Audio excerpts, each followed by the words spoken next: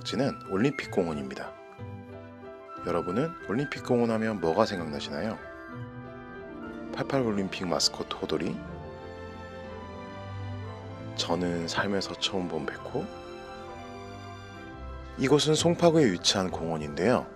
1988년 개최된 서울 올림픽을 기념하기 위해 만들어진 곳입니다.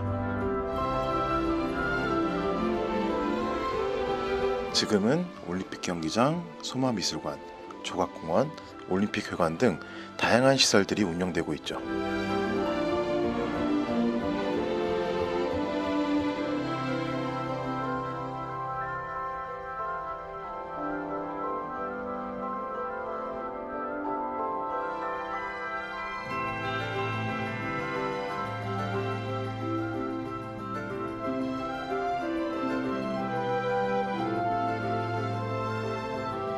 하지만 여러분, 올림픽 공원이 그저 산책하기 좋고 올림픽을 기념하기 위한 공간만은 아니란 걸 알고 계셨나요?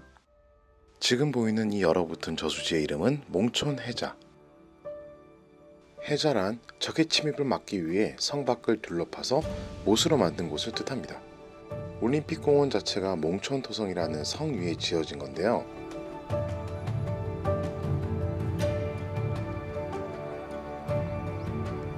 콧말다리를 지나가 보면 우리가 몰랐던 올림픽 공원의 또 다른 흔적이 시작됩니다. 바로 고대 국가 백제의 한 성 중 하나가 이곳이었던 거죠. 삼국시대에 비옥했던 한강을 가장 먼저 차지했던 백제가 이곳을 도읍으로 삼고 왕성을 지었는데, 그래서 인근 지하철역 이름은 한성백제, 몽촌토성같이 백제와 관련 있는 이름입니다. 강력한 힘으로 거대한 영토를 차지했던 고구려, 삼국을 통일한 신라에 비해 상대적으로 백제에 대해서는 많이 알려있지가 않죠.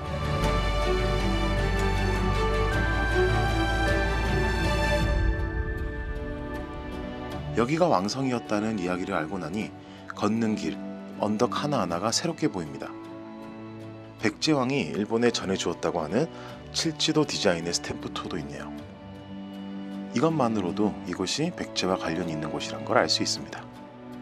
경주가 신라의 도읍으로 불리며 도시 전체가 거대한 유적이라고 하죠.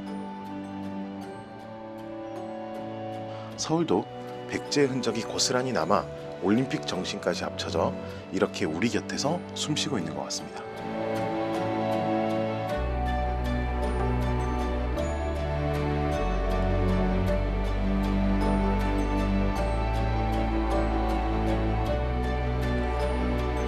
심지어 삼국시대 유적이 지금도 발굴 중이라고 안내되어 있는데요. 이렇게 공원 가운데 유적 발굴지가 버젓이 있는데 그동안 몰랐던 게 부끄럽더라고요. 더 많은 유적이 공개되어 더 많은 백제의 흔적을 구경할 수 있으면 좋겠습니다.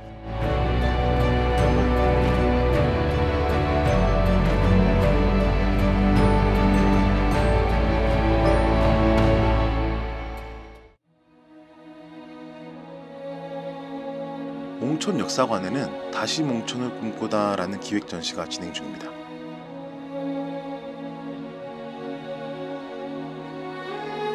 관람료는 무료지만 전시 내용들은 굉장히 알찬데요. 인터넷에서 쉽게 접할 수 없는 정보들을 일목요연하게 배울 수 있습니다.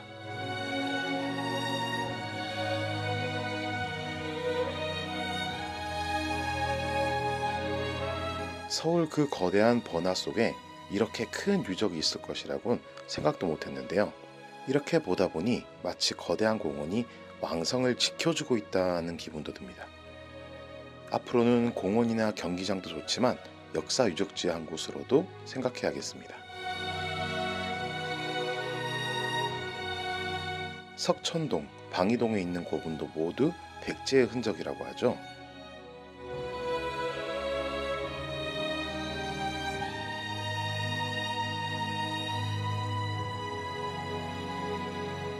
교과서에서 배운 빗살무늬 토기, 반달 돌칼 등 고대 유물들을 다양히 볼 수 있습니다.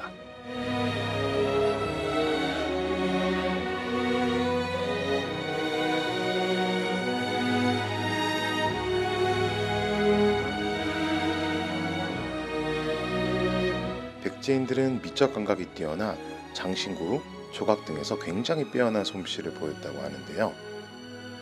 귀금속류, 공예품 등 작품들이 아주 세심하고 아름답습니다.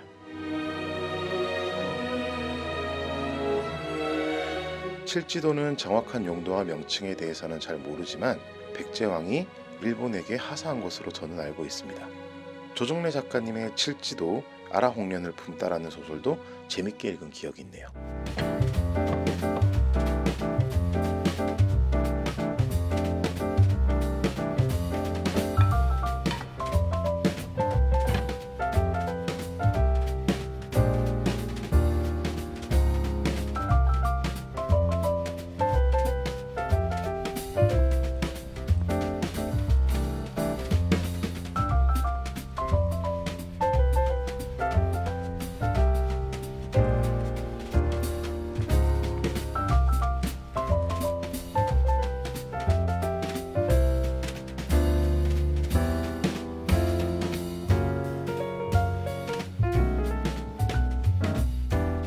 올림픽공원의 또 다른 백제의 흔적, 한성백제박물관에도 가봤습니다.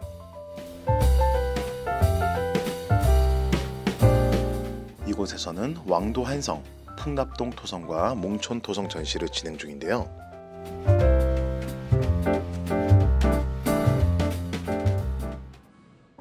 풍납동 토성과 몽촌 토성을 합치면 백제의 한성이 된다고 합니다. 이것도 처음 알았습니다.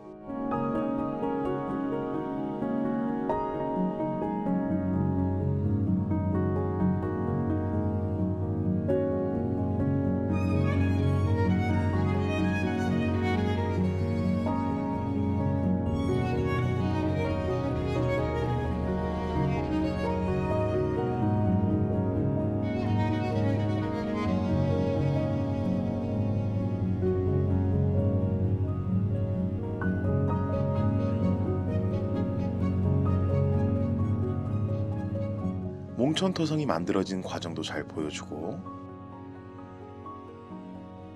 백제 왕들의 연대기도 나오는데요.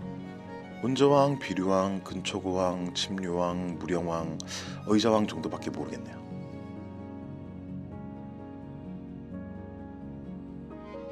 삼국의 역사에서 소선호라는 인물은 굉장히 중요한 역할을 하는데요. 졸범부여의 공주였던 소선호가 주몽을 만나 결혼을 하고 그를 도와 고구려를 세우고, 그러던 어느 날 본처의 아들 유리가 갑자기 등장하자 비류와 온조 두 아들을 데리고 남하하여 백제를 세웁니다. 즉 고구려와 백제 두 나라를 모두 세운 건국의 여제가 소선호입니다.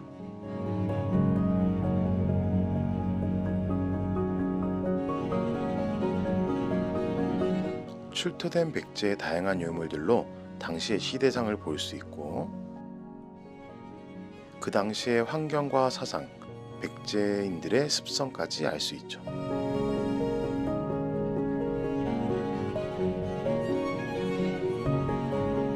백제인들의 섬세한 손길과 기술, 미적 가치를 얼마나 높게 추구하는지 크게 느껴졌습니다.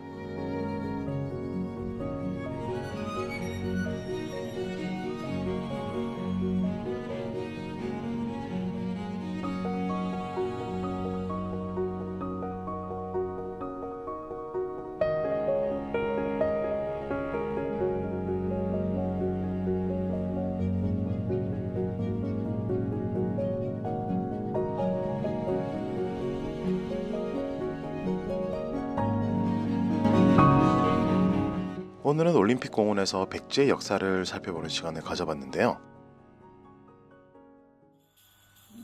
멀리 가지 않고서도 고대 국가의 흔적을 볼 수 있는 짧지만 유용했던 시간이었던 것 같습니다. 맥락 없는 문화다이소, 다음에도 더 유용하고 쓸모없는 잡학탐험으로 돌아오겠습니다.